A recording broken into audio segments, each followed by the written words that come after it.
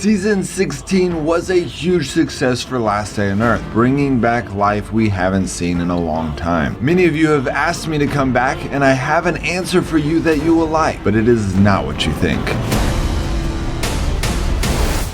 It seems like Last Day on Earth is having a little bit of a comeback, at least as far as YouTube is concerned. Views were up in Season 16, and that obviously helps YouTubers get excited about covering a game. As someone who's been taking a break from Last Day on Earth for over a year now, I've considered coming back to the game, but I still have several problems that will prevent me from ever getting back into the game the way that I used to. If you guys have not seen my video on the one of 3 things that would have to change for me to come back to Last Day on Earth, I'd recommend it because it still gives a very good picture of where Last Day on Earth is at right now. Things have not changed. In fact, with the introduction of level 5 walls, I would argue they've gotten a lot worse. The grind is astronomical, and this channel, up until this point, as far as my relationship with Last Day on Earth, is to give all of the information about a certain subject. If you watch any of my Last Day on Earth videos, they will cover every detail of that subject. So while Season 16 did bring in more views, it also still brought in more grind, and Season 17 seems to be no different. They are listening to the players and adding more storage and those different things that we're asking for, but the grind in all of their updates is astronomical, making it very difficult for me to understand everything about an update, thus making it even more difficult to make a video that covers everything about those subjects. Furthermore, and as I mentioned in that video, the biggest issue for me personally is that I am not able to pre-record. Doing all of that research takes a really long time, and even though I get early access, so I could do all that research beforehand, then I would have to re-record all of those things to make the video, and that takes weeks, and by the time I'm posting my video, no one cares anymore. So again, until the devs change one of those 3 things I mentioned, I cannot cover Last Day on Earth the way that I used to cover it in the past. But recently, I did think of a way to cover Last Day on Earth that I am getting really excited about, and that is doing Last Day on Earth in real life. Now, I know some of you might be thinking, well, this has already been done before. People have already done Last Day on Earth in real life, and I would argue that they haven't really. I mean, these are good videos that are interesting and kind of funny, but what I'm talking about doing is using a drone, a really high quality drone, and imitating everything in the game exactly like it looks in the game, except it would be in real life. I would be in the red underwear, and as I go into my inventory, you'd see me kind of like this, except I'd use a higher quality camera so it'd look even better. And I think I'm going to be able to make a 3D image of myself so that I can actually spin around in the inventory. All of those things to really just go all out, and I'm getting really excited about this project. It's going to be a lot of work, but I have the energy to do it for 3 reasons. The first one is just, it sounds amazing. It's a challenge. I want to stretch myself. I want to figure out if I can do it in a way that just looks absolutely phenomenal. And of course, anytime you're really excited about doing something, it makes the work that you do feel like not as much because you're really excited about it. So while grinding events in Last Day on Earth to get a little bit of storage or get a skin or get an extra better weapon is not exciting to me and not something that I want to do over and over every update just to cover a game that so far the devs aren't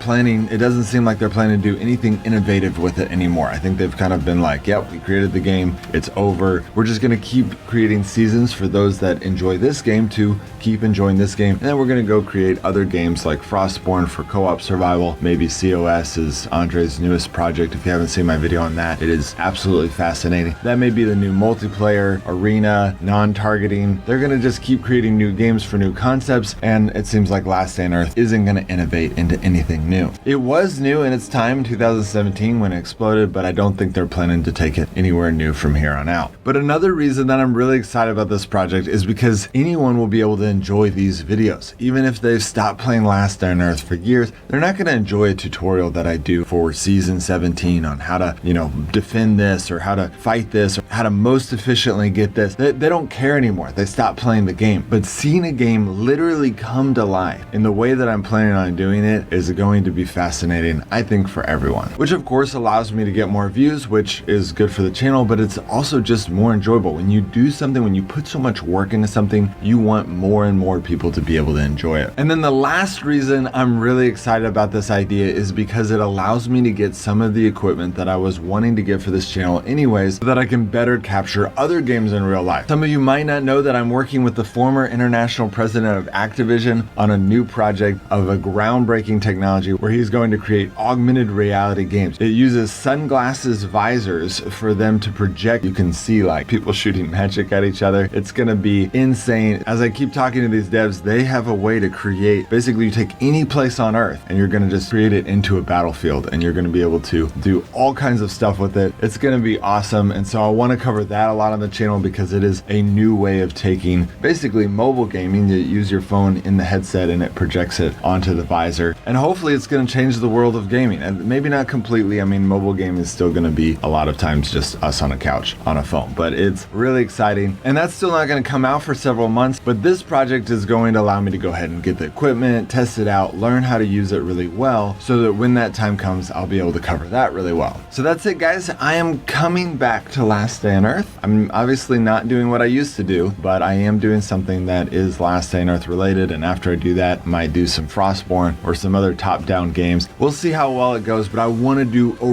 really good job, which is going to cost a lot of money. I do have a matching donor. Master Mason is matching every gift that anyone gives. So if you want to see Last Day on Earth in real life, I've put a link to where to donate in the pinned post and the description of this video. I've also put a link to Patreon if you're like, well, I can't give a big bulk gift right now, but I will sign up on Patreon to give you some money monthly to kind of help you out with costumes and, you know, zombie blood shooting everywhere. All of the stuff that would make this just a AAA production. Anything helps. And Master Mason said he's willing to match any donation, like no matter how much you guys give. I think at one point he said, well, if they give too much, I'll have to wait till my next paycheck. But I think he's kind of like, he's in. So if you guys are in and you donate, he's going to match it. And hopefully we'll get this going because it's going to be absolutely phenomenal. All right, guys, I'll see you next time.